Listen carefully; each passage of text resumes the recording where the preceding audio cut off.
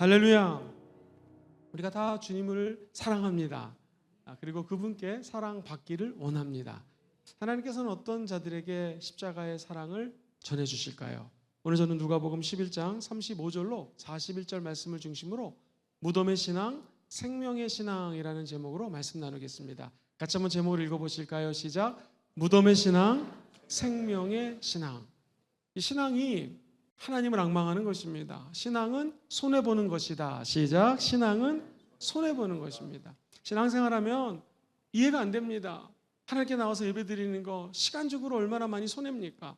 10시 10분부터 찬양 시작합니다. 우리 그러면은 찬양팀 같은 경우에는 그 전에 아이들 학교 보내고 엄청 준비를 빨리 해서 아마 이곳에 나와야지만 연습을 하고 찬양단에 쓸 수 있습니다. 성가들도 마찬가지고 우리 안내해 주시는 봉사자들도 마찬가지입니다. 예배 드리면 시간을 뺏깁니다. 그리고 헌금을 합니다. 11조, 1000번째 기타 등등의 헌금을 하니 손해인 것 같습니다. 그런데 믿음은 무엇인가? 우리가 신앙생활하면서 손해본 것을 작으면 30배, 60배, 100배, 1000배, 만배로 주님이 되돌려 주십니다. 무덤의 신앙은 무엇인가? 내가 자꾸 손해보는 게 싫습니다. 갇혀져 있는 신앙입니다. 죽음의 신앙이죠. 그러나 생명의 신앙은 무엇입니까? 하나님께서는 성령을 보내주셔서 저와 여러분들이 잠들지 않고 갇혀있지 않고 어둠에 있지 않고 깨워주십니다.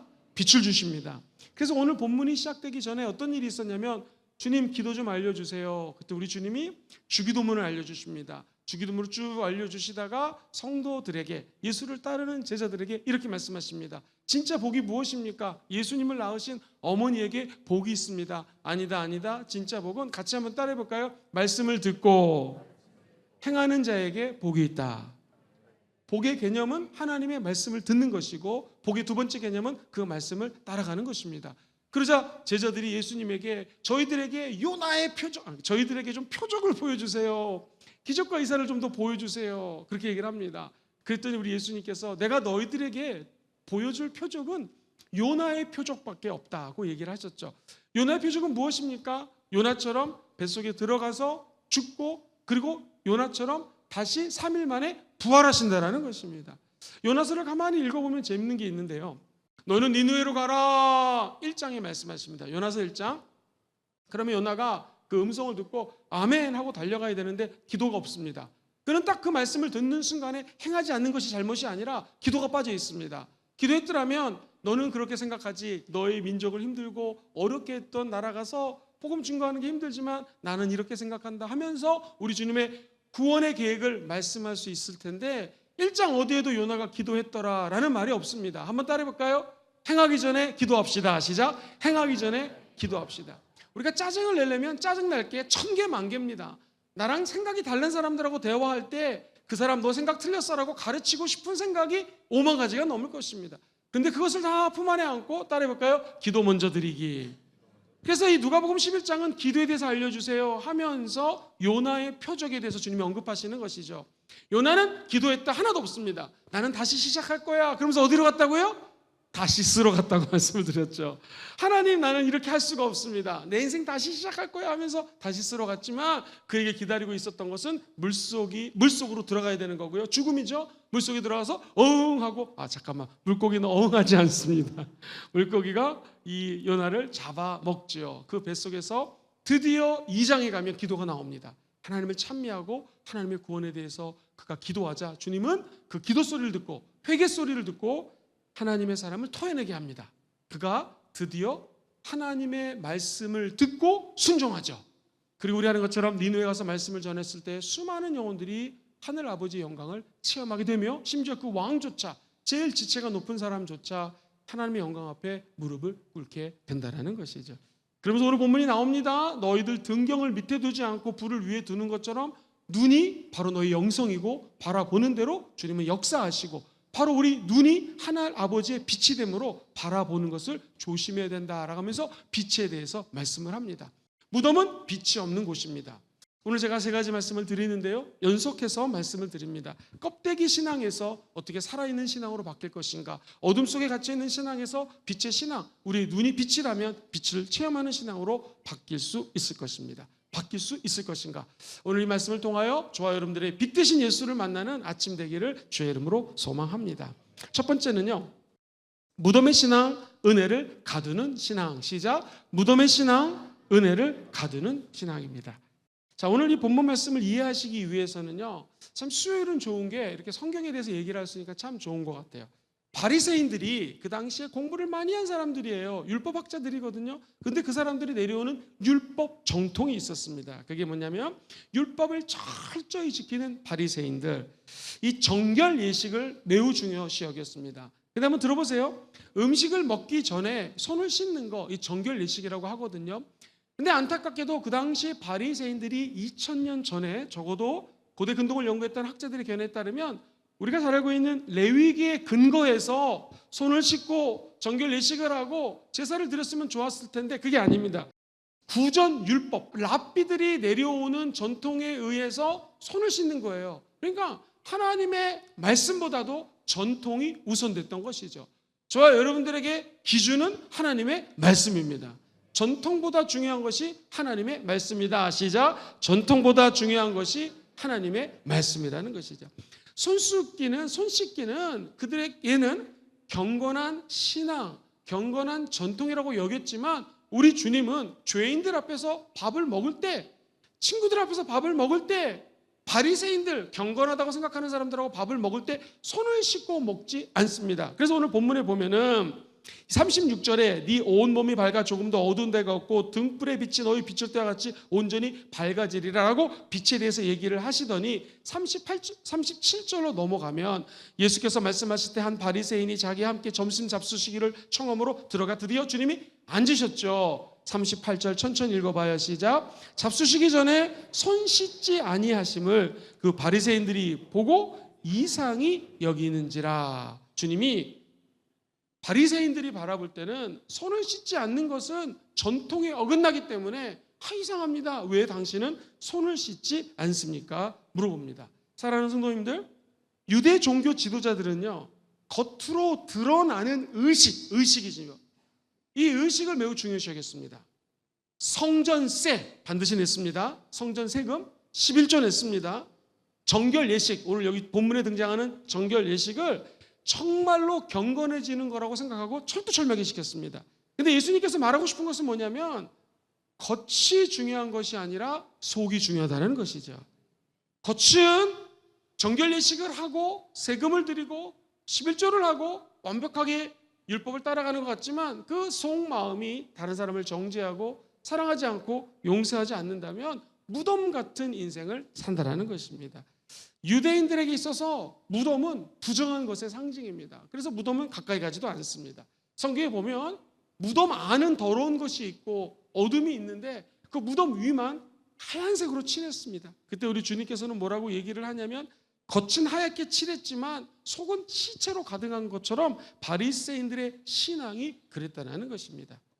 주께서 이르시되 너희 바리새인들은, 이제 39절 읽어보겠습니다. 시작. 주께서 이르시되 너희 바리새인들은 지금 잔과 대접의 겉은 깨끗이 하나 너희 속에는 뭐가 있어요? 그렇습니다. 무덤은 빛이 차단됐습니다. 무덤은 생명이 가둬져 있습니다. 무덤은 더 이상 새로운 일이 일어나기 어렵습니다. 그런데 우리 주님께서는 이 무덤 같은 신앙을 이렇게 책망하는 것입니다. 빛이 차단되었다. 생명이 더 이상 자라나지 않는다라는 것입니다. 사랑하는 성도님들, 이 형식적인 신앙, 겉은 깨끗하지만 속이 더럽다라는 것이고요. 폐쇄적인 신앙은 무엇입니까? 은혜가 갇혀 있고 은혜가 흘러가지 않는다라는 거예요. 칼바르트라고 하는 유명한 신학자가 아주 굉장히 이 부분에 대해서 재밌게 언급을 했습니다. 하나님의 말씀이 있죠. 이 말씀을 듣고 행하는 자가 복이 있습니다. 여기 계신 모든 분들은 하나님의 말씀을 듣고 그 말씀을 따라 행하기를 주의 이름으로 축원드립니다. 무덤이 아닌 무덤 밖에 생명의 역사가 나타나기를 주의 이름으로 축복합니다. 칼바르트가 하나님의 말씀은 살아 역사하는 사건이 되어야지 박제된 교리가 되어서는 안 된다는 것입니다. 교리나 형식이나 전통의 복음은 머물러 있지 않고요. 복음은 생명력을 전달해 준다는 것입니다. 사랑하는 성도님들, 박제 보신 적 있으세요? 박제는 가만히 보면 이야 이거 진짜 살아있는 동물하고 똑같네 그렇습니다. 그런데 그 박제에는 생명이 없습니다. 박제는 죽은 것이죠. 여러분, 향수가 집에 한두 가지는 있을 것입니다. 예를 들면 매우 비싼 향수를 샀습니다. 향수는 뚜껑을 열고 뿌려야지 향수의 역할을 감당할 수 있지요. 향수가 뚜껑을 닫아놓으면 아무리 흔들어도 아무리 별짓을 다해도 향기를 밖으로 뿜어낼 수가 없습니다. 오늘 저와 여러분들이 행여 갇힌 신앙에 잠겨져 있다면 열릴지어다, 뚫릴지어다. 빈 병 속의 향수가 아닌 열린 향수가 되어서 그리스도의 향기를 저 땅끝까지 증거하는 저와 여러분 되기를 주의 이름으로 축복합니다. 성경에 보면은 데메드리오라고 하는 인물이 나옵니다. 이 말씀은 그 당시에 큰 데모가 일어났어요. 큰 난리가 일어났습니다. 사도행전 19장 23절로 27절 그냥 쉬운 성경을 읽어드릴게요. 그 무렵 에베소라고 하는 지역은 우상 숭배가 아주 가득했던 곳입니다. 에베소에서는 사도들이 전한 주님의 말씀으로 인해 어떻게 했어요? 지금 큰 소동이 일어났습니다. 아니 말씀이 전파되는데 어떤 소동이 일어났을까? 아데미 여신의 모형 신전을 만드는 그 사람의 이름이 뭐예요? 데메드리오라고 하는 은세공업자가 직공들에게 적잖은 돈벌이를 하게 해주는 사람이었습니다. 사장님이었다라는 거예요. 우상 숭배했다라는 거예요. 그런데 그가 직공들과 그 일에 관련된 모든 사람들을 한자리에 불러놓고 이렇게 얘기합니다. 여러분이 아시다시피 우리는 이 사업으로 돈벌이가 꽤 괜찮았습니다. 사장님이 하는 얘기 들어보세요. 그런데 여러분이 듣고 또 보시는 바와 같이 저 누가요?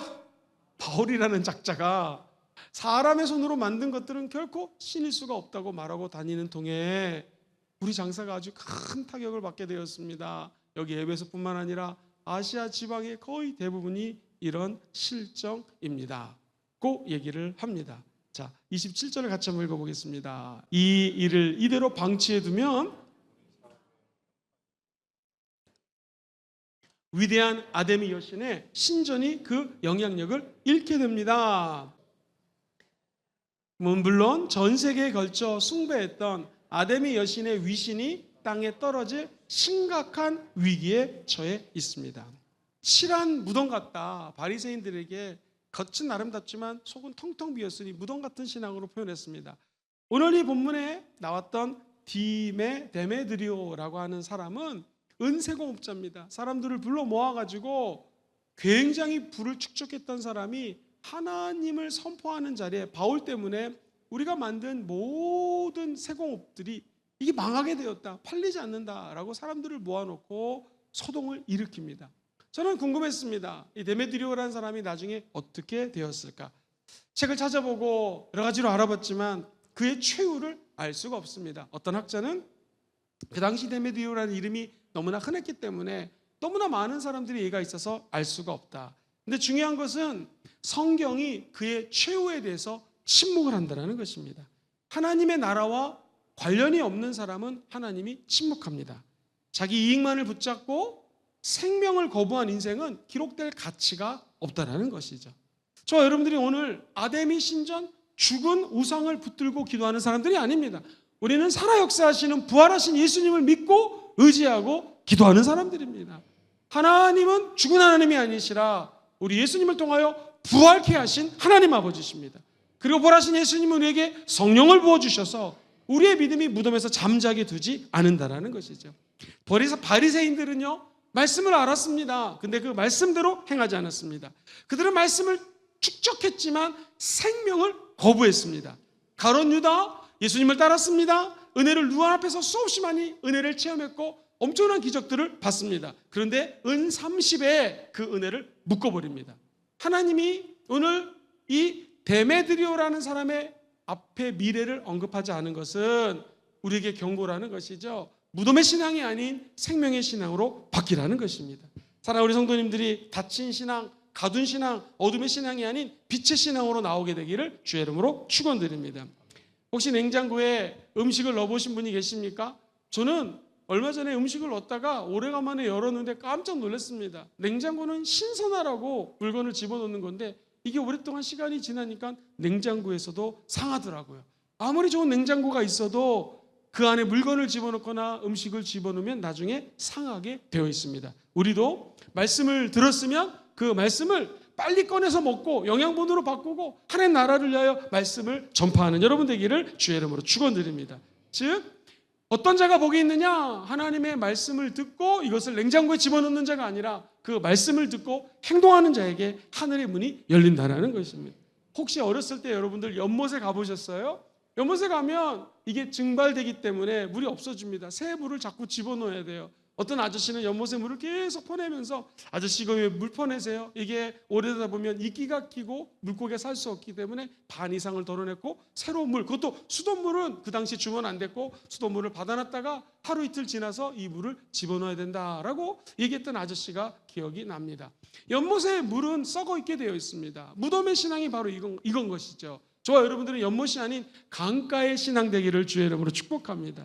사랑하는 성도님들, 강물은 계속 흘러가기 때문에 썩지 않습니다. 흐르는 물은 고이지 않습니다. 우리의 신앙이 두 번째, 생명의 신앙, 은혜를 흘려보내는 신앙. 시작. 생명의 신앙, 은혜를 흘려보내는 신앙이 됩니다.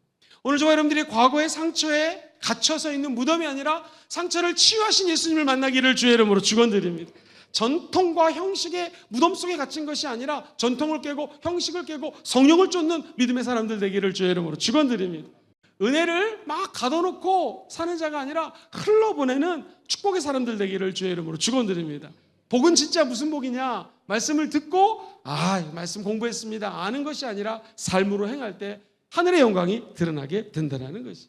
주일날 예배 드리는데요, 주일만 예배 드려서 말씀을 아는 것이 아니라 평상시에 하나님의 말씀을 흘러보내는, 즉 월요일부터 금요일까지, 월요일부터 토요일까지 죽은 신앙이 아니라 산 신앙이 될지어다.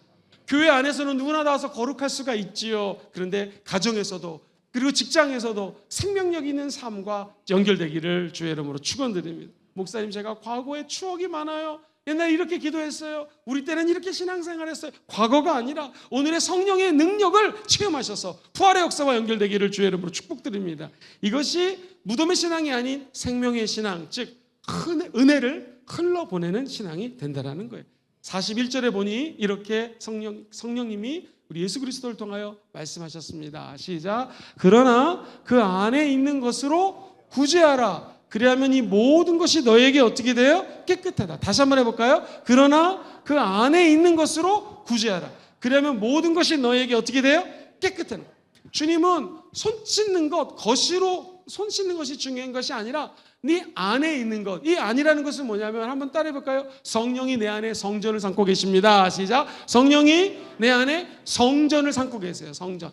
그래서 그 성령님을 의지해서 네 속에 있는 것, 성령님과 함께 구제를 하면은 네가 깨끗해진다라는 거예요.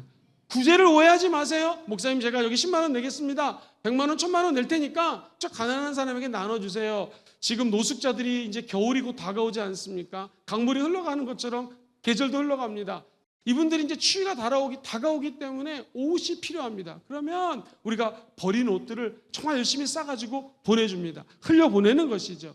계절도 맨날 바뀝니다. 그것처럼 주님이 원하는 구제는 무엇이냐면 돈을 주고 옷을 주고, 이거보다도 중요한 것이 내 안에 성령의 음성을 듣고 순종하라는 것입니다. 생명의 신앙은 성령의 음성을 듣고 순종하며 흘려보내는 것입니다. 예전에 이런 경험이 있습니다. 우리 청년들이 사역을 할 때 너무너무 기특한 경우가 많이 있어요. 제가 몇 가지 경험들이 있는데 그중에 한 가지만 얘기를 하도록 하겠습니다. 이 자매 이름이 로즈예요. 로즈. 그래서 영어도 잘하고 한국말도 잘하는 장미라는 뜻의 이름을 갖고 있는 자매가 있었는데, 이 한국에서 유학을 온 청년이 피지라는 곳에 선교를 가는데 한 50만 원을 내야 됐습니다. 그 당시 우리 정우성 목사님, 정발 목사님이 50만 원을 도와주고 50만 원을 청년이 내서 한 100만 원 정도로 피지에 가서 일주일 넘게 사역을 하고 오는 단기 선교가 있었습니다. 한 형제가 너무너무 가고 싶어서 말은 못하고 새벽에 나오고 기도를 하는 거예요. 어떻게 하다가 이 로즈라고 하는 자매가 유학을 온 형제의 기도를 알게 된 거예요. 그래가지고 이분이 그동안 모았던 그 50만 원을, 우리 어른들에게 50만 원은 작은 돈일 수 있지만 청년들에게는 매우 큰 돈이었습니다. 그것을 저에게 조용히 갖고 와서, 목사님 아무에게도 얘기하지 말고 성령님이 이것을 드리라고 합니다 해가지고 저에게 갖고 왔습니다. 그래서 제가 이렇게 눈물이 나더라고요. 이 자매도 아주 넉넉한 집안이 아니었거든요. 또 아직 일자리가 없는 자매였고 대학원 막 마지막 학기를 공부하고 있는 학생이었어요. 간절히 기도하고 그 헌금을 정우성 목사님께 또 한 번 기도를 받고, 담임 목사님께 가져가서 또 한 번 기도를 받고 이제 헌금을 드렸어요. 그래서 이 형제가 이제 피지를 가게 됐죠. 이 자매는 자기가 못 간 단기 선거 이 형제를 보내고 어떤 일이 있었을까요? 호주에서 제일 큰 회사에서 이 자매가 사이콜로지스트, 상담학, 심리학을 전공했는데 이게 왜 은혜입니까? 특채로 채용이 되어서 일반 사람들보다도 월급이 훨씬 많은 직장에 들어가게 된 것입니다. 하나님께 영광의 박수 올려드리겠습니다. 할렐루야. 이 세상의 법칙은 손해보면 다 잃어버리는 것입니다. 근데 하나님의 법칙은 흘려보내면 주님이 30배, 60배, 100배, 1000배, 만배로 갚아주십니다. 저 여러분들이 이 땅에 살면서 우리는 하나님을 위해서 생명과 은혜를 흘려보내는 자가 되라는 것입니다. 여러분, 요한복음 7장 38절에 보면 이렇게 말씀을 하셔요. 시작. 나를 믿는 자는 성경의 이름과 같이 그 배에서 생수의 강이 흘러나오리라. 한 번 더 시작. 나를 믿는 자는 성경의 이름과 같이 그 배에서 생수의 강이 넘쳐날지어다.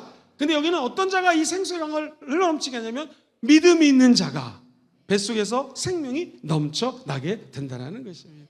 그렇습니다. 세상에서는 일을 하면 일을 할 만큼 받아가야 되지 않겠습니까? 근데 하나님의 나라는 심으면 주님이 알아서 1000배 만배로 거둬주신다는 것입니다. 교회는요, 어떤 의미에서 저장하는 저장고가 아닙니다. 교회는 다른 사람들을 위해서 축복을 흘려보내는 통로가 되어야 된다는 것입니다. 사랑하는 성도님들, 물질만을 생각하지 마십시오. 우리 사랑하는 성도님들이 기도하는 그 중보 기도가 엄청난 능력이 있습니다. 제가 어저께 하나님의 은혜로 조용기 목사님이 천국 가신 지가 벌써 4년이 되셨습니다. 그래서 하나님 은혜로 여러분 우리 교단에 얼마나 많은 목사님이 있습니까? 저보고 발제를 하라고 그래서 조용기 목사님이 희망 목회에 대해서 발제를 했습니다.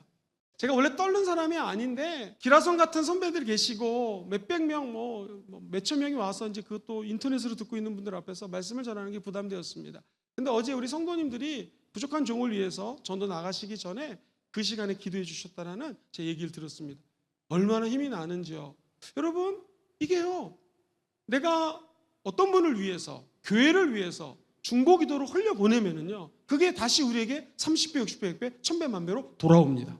이 신기해요. 무덤은 갇혀있는 것이고 죽은 것이기 때문에 흘려보낼 수도 없는데 생명은 솟아 넘치기 때문에 생수의 강이 넘치기 때문에 자꾸 흘려보내는 거예요. 그럼 하나님께서는 흘려보낸 자를 그냥 침묵하지 않습니다. 외면하지 않습니다. 하늘의 영광 가운데 다시 되갚아 주십니다. 사랑하는 성도님들, 여기 전기자동차가 있습니다. 배터리가 완전히 충전이 됐어요. 그런데 이 배터리가 자동차 여러 군데랑 선이 연결되어서 전류가 흘려야지 시동이 걸리고 출발하지 않겠습니까? 제가 자동차가 있는데 기름통에다가 디젤, 휘발유를 가득 채웠습니다. 시동이 걸으려면 이 엔진과 연결되어 있는 선들이 연결돼가지고 시동이 걸려야 되고 배터리가 충전이 돼야 되고 그래야지 불이 들어오고 라디오를 들을 수 있고 내비게이션을 연결해서 갈 수가 있는 것처럼 저와 여러분들이 하나님과 연결되기를 주의 이름으로 축원드립니다. 생명과 연결될지어다. 이 연결은 받은 은혜를 흘려보낼 때 이 연결된 은혜가 더욱더 넘치게 된다는 것이. 사랑하는 성도님들, 커피를 드셔보신 적 있죠? 커피 향이 참 재밌습니다. 갓 내린 커피는요, 그 커피 향기가 방 안에 가득합니다. 생명의 신앙은 그 향기를 가득하게 전파할 수 있다는 것이죠. 그렇습니다. 혹시 우리 여기 계신 분들 중에서 중고등학교 때 촛불,의식, 캔들 셀레모니를 하셨던 분이 계신가요? 저희는 중고등학교 때 그걸 많이 했습니다. 교회에서도 하고 학교에서도 수련회 같은 데 가면 많이 했던 기억이 있어요. 이게 뭐냐면요, 촛불을 하나 이렇게 켭니다. 그리고 선생님이 얘기하죠. 혹은 그 반의 리더가 얘기합니다. 여기 촛불이 타오르고 있습니다. 이 촛불은 하나를 밝히면 어둠을 조금밖에 못 밝히지만 이제 이 촛불을 희생과 사랑을 상징하는 촛불을 옆 사람들에게 전달하겠습니다. 빛이 옆으로 옮겨갑니다. 이제 이런 유형으로 멘트를 합니다. 그러면 제가 갖고 있는 촛불을 옆에 계신 분에게, 옆에 있는 친구에게 전합니다. 예전에는 촛불이 꺼질까 봐 이렇게 손으로 했는데 다칠 수가 있어서 컵을 받쳐놨습니다. 그래서 컵으로 된 촛불을 옆으로 전파하게 되면 그 공동체에 만약에 50명이 모였다면 좌우로 50개의 불빛이 밝혀집니다. 그러면 사진을 찍으면 우리가 아는 것처럼 한 촛불은 여기밖에 못 밝히지만 50명이 전체 촛불을 밝히면 그 집단이 밝아지는 것처럼 저와 여러분이 오늘 하나님으로부터 빛을 받은 빛의 사자입니다. 어둠이 아닙니다. 빛입니다. 죽음이 아닙니다. 생명입니다. 그 생명을 나만 갖고 있는 것이 아니라 옆으로 번지게 되면 하늘의 영광이 드러나게 된다는 것입니다. 사랑하는 성도님들, 여기 저에게 도시락이 있습니다. 이 도시락을 나만 갖고 있으면 나밖에 먹을 수가 없죠. 그런데 이 도시락을 어린아이가 누구 손에 올려드렸습니까? 예수님 손에 올려드렸죠. 그러다 주님께서 그 올려진 도시락을 하늘을 향하여 한번 따라올까요? 축사. 대부분의 한국 성경은 축사로 번역되어 있는데 이게 원어가 감사입니다. 어린아이의 도시락을 하나님께 감사했더니 그 감사가 5천 명을 먹이고도 남았다라는 것이죠. 바라기는 여기 계신 모든 분들의 자녀들이 한 사람당 5천 명 이상을 말씀으로 먹일지어다. 그죠? 그 축복에 함께하기를 간절히 소망합니다. 생명은 드릴 때 더 큰 은혜로 번져나가게 된다는 것입니다. 사마리아 여인, 너무나 설교를 많이 했기 때문에 잘 알 것입니다. 남편을 수없이 많이 갈아봤고 그가 사람들 대인기피증으로 12시 제일 더울 때 물을 기르러 나왔죠. 그때 예수님과 대화를 합니다. 네가 주는 물은 잠시 마시면 갈증이 생기고 또 목이 마르려니와 내가 주는 물은 그렇지 않다. 생명의 생수가 될 것이다 라고 했을 때 이 여인이 알겠습니다 주님, 생명의 생수 주셔서 감사합니다, 끝! 이게 아니죠. 성경에 보면 요한복음 4장 28절로 30절에 이런 말씀이 나와요. 같이 읽어보겠습니다. 시작. 여자가 그들이 동네에서 나와 예수께 오더라. 쉬운 말을 제가 읽어드릴게요. 그 여자는 물동이를 우물가에 그냥 둔 채 동네로 달려가서 사람들에게 말했습니다. 물 길어온 여인이 우물가에다가 물동이는 그대로 둔 채 사람들에게 달려가서 얘기했습니다. 29절 방송실 한번 올려주세요. 모두들 나와보세요. 저의 과거를 낱낱이 알아맞히신 분이 계십니다. 가서 그분을 좀 만나보세요. 그분이 바로 그리스도이십니다. 그러자 동네 사람들이 모두 나와서 예수를 보려고 몰려들었다. 할렐루야. 우리가 받은 모든 은혜와 생명은 흘려보내기 위한 것입니다. 이 여인은 물 들어왔다가 물은 그만두고 그 자리에다 두고 사람들이 가서 여기 생명수가 있습니다, 이분이 진짜 생명입니다 라고 사람들에게 얘기하자 많은 사람들이 예수께 몰려들었다는 것이죠. 한 여인이 받은 은혜를 다른 사람들에게, 마을 주민들에게 흘려보내자 온 동네가 예수를 만나게 되었습니다. 우리가 받은 생명수를 다 옆으로 나눠주게 되기를 주의 이름으로 소망합니다. 안디옥 교회가 있거든요. 초대교회. 우리가 다 길을 가다 보면 안디옥 교회를 많이 보게 되죠. 사도행전 11장 29절 30절 도대체 안디옥 교회는 어떤 교회였을까? 시작. 제자들이 각각 그 힘대로 유대에 사는 형제들에게 부조를 보내기로 작정하고 30절 시작. 이를 실행하여 바나바와 사울의 손으로 장로들에게 보내. 기근 때에 예루살렘 교회 처음에 복음이 시작됐던 교회입니다. 이 교회가 너무나 어렵습니다. 그때 안디옥 교회의 사람들이 자기들도 어렵겠지만 헌금을 모아서 저 예루살렘으로 보내주기로 작정합니다. 쉬운 성경은 더 쉽게 번역을 해놨습니다. 그래서 안디옥 교회 신자들은 각각 힘 닿는 대로 뭐를 했어요? 헌금을 해요. 부조라고 개역개정은 번역되어 있는데 헌금이 맞습니다. 유대에 살고 있는 형제들에게 구제금을 보내기로 결정을 합니다. 그러자 30절 같이 한번 읽어보겠습니다. 시작. 그리고 그들은 헌금을 모아 자기들이 거둔 구제금을 바나바와 사울 편으로 예루살렘 교회 장로들에게 보냈다라는 것입니다. 기근이 닥쳐왔습니다. 그때 흘려보내면 초대교회 안디옥 교회는 엄청난 은혜와 하늘의 축복과 부흥을 체험하게 된 것처럼 우리 교회도 이런 다른 사람들에게 생명을 살리는 역사가 일어나기를 주의 이름으로 소망합니다. 쌀 한 포대가 대략 한 3만 원입니다. 한 사람이 3만 원을 내면 부산에 있는 수없이 많은 사람들에게 사랑을 나눠줄 수가 있고요. 아직도 쌀을 없어서 힘들어하시는 우리 주민들이 부산의 경상남도에 부울경에 많이 있다고 합니다. 그분들에게 3만 원을 헌금을 하면 쌀을 사서 나눠줄 수 있다는 얘기를 듣고 제가 굉장히 은혜를 받은 적이 있었습니다. 사랑하는 성도님들, 도대체 고넬료라고 하는 사람은 왜 그런 축복을 받았을까? 고넬료는 하나님의 음성을 듣고 베드로를 초대하기 전에 하늘로부터 칭찬받는 사람이 되었는데 한번 따라해볼까요? 그의 구제와 기도가 하나님 앞에 상달되었습니다. 시작. 그의 구제와 기도가 하나님께 상달되었다는 거예요. 여기서 얘기하고 싶은 것은 뭐냐면 우리 예수님이 기도에 대해서 얘기를 합니다. 그 기도를 통하여 주의 음성을 들을지어다. 겉의 헌금이 아닌, 겉으로 드리는 신앙이 아닌 너의 속의 것으로 구제를 하라는 것이죠. 그럼 하나님께서는 고넬료의 구제와 기도를 하나님이 받으시고 그에게 하늘의 사람을 보냅니다. 베드로를 보냅니다. 사도 베드로가 그 집에 가서 설교하자 온 가정이 성령 받고 축복을 받게 됐다라는 것이죠. 사랑하는 성도님들, 여기 계신 우리 성도님들은 흘러보내고 있습니까? 여러분 가정에 흘러보내야 될 은혜는 무엇입니까? 용서입니까? 사랑입니까? 왠지 흘려보내면 우리는 다 돈으로 생각합니다. 돈이 아니라 우리가 흘려보낼 것이, 한번 따라해볼까요? 위로입니다. 사랑입니다. 성령의 능력입니다. 그 며칠 뒤 앞에 나와서 방언받으려고 막 기도하시는 분들, 이게 흘려보내는 거예요. 세상에 밤에 일하고 와가지고 옆에 사람 막 흔들면서 기도하는 게 쉽습니까? 어렵죠. 근데 그 기도를 통하여 이분이 은혜 받을 수 있도록, 방언받을 수 있도록 흘려보내는 것입니다. 사랑과 용서를 흘려보낼 때 하늘의 문이 열리고 생명력과 접촉되게 될 것입니다. 마지막 세 번째예요. 무덤에서 생명으로 부활의 능력. 시작. 무덤에서 생명으로 부활의 능력입니다. 주님은 무덤에 갇히셨지만 사흘 만에 무덤을 깨고 부활하셨습니다. 예수님의 무덤은 죽음을 깨우고 하늘의 생명과 접촉되는 영적인 사건이었습니다. 이것을 믿는 자들마다 구원을 얻게 되는 것이고요. 부활의 능력은 저와 여러분이 저질렀던 모든 과거의 죄들을 깨끗하게 용서해 주십니다. 성경이 얘기하는 동에서 서가 먼 것처럼 우리 어떤 죄가 있어도 우리 주님은 깨끗이 용서해 주십니다. 한 번은 조영기 목사님께 어떤 자매가 찾아왔습니다. 목사님, 저는 너무나 힘이 들어서 죄라는 죄를 다 지으면서 아이들을 키웠습니다. 그렇게 하지 않고는 아이들을 키울 수 있는 돈을 벌 수가 없었고 이런 죄 저런 죄 너무너무나 죄를 졌습니다. 했을 때 조영기 목사님이 유명한 말을 했습니다. 자매님 잠깐 눈을 감아보시죠. 저도 감겠습니다. 자매님 지금 큰 돌멩이를 갖고 있습니다. 저는 작은 돌멩이를 갖고 있습니다. 조영기 목사가 이 작은 돌멩이를 저 호숫가에 던집니다. 어떻게 됐습니까? 풍덩 빠졌습니다. 자매님이 갖고 있는 그 큰 돌을 한번 저 호숫가에 던져보시죠. 던졌습니다. 어떻게 됐습니까? 풍덩 큰 소리를 내며 빠졌습니다. 그렇습니다. 우리 인간이 볼 때는 작은 죄, 큰 죄가 있지만 하나님은 그 죄를 다 용서해 주신다는 것이. 십자가의 죽음은 큰 바위 같은 죄도, 조그만 솜털 같은 죄도 다 용서해 주시는 능력이 있는 것이죠. 왜냐하면 그 죽음, 무덤이죠. 무덤에서 끝나는 것이 아니라 우리 예수님은 죽음에서 부활하셨습니다. 어둠에서 빛으로 거룩하게 부활하신 분이시고요.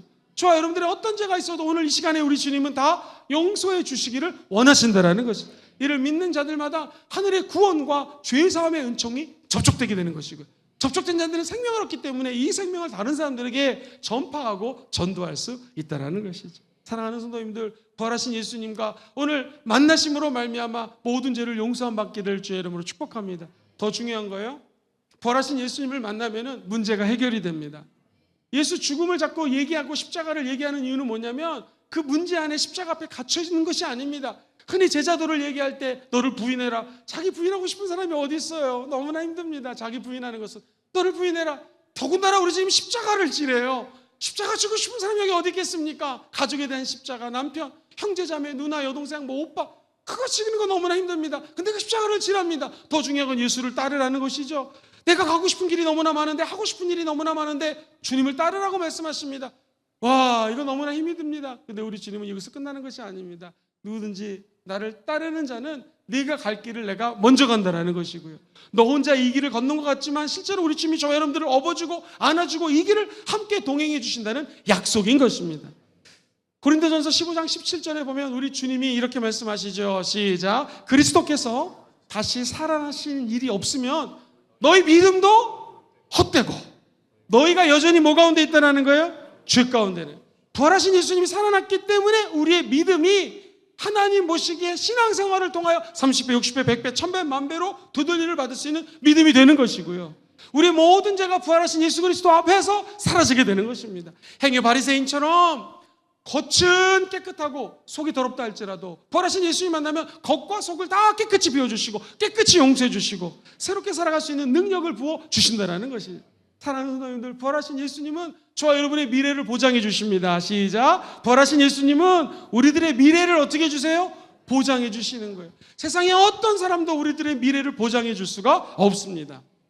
씨앗이 땅에 심기는 그 순간 끝처럼 보입니다. 나는 죽었구나. 그런데 사실은 새 생명이 싹 트는 것이죠. 예수와 함께 죽으면 부활이 다가오게 되는 것이고요.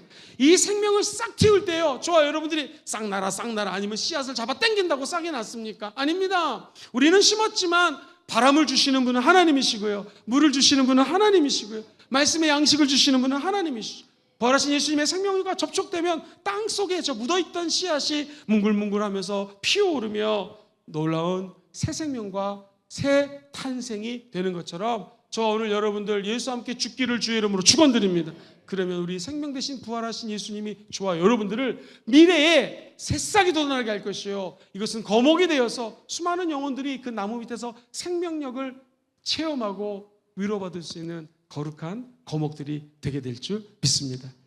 주님 이렇게 말씀하십니다. 같이 따라해 보실까요?